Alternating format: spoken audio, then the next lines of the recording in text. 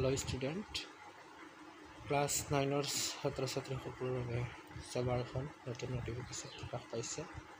আৰু এখন নোটিফিকেশ্যনত তোমালোকৰ ৰেজিষ্ট্ৰেশ্যন প্ৰক্ৰিয়াৰ বাবে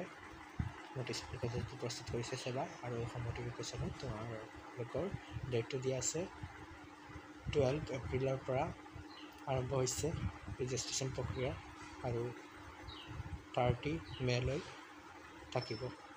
এখন ৰেজিষ্ট্ৰেশ্যন প্ৰক্ৰিয়াৰ কাম সকলোবোৰ ইনফৰমেশ্যন তোমালোকে ইয়াৰ দ্বাৰা জানি ল'ব পাৰা এখন নোটিফিকেশ্যন দিয়া আছে তোমালোকে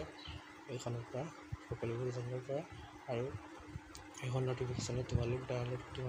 কৰিব পাৰা তোমালোকে মোৰ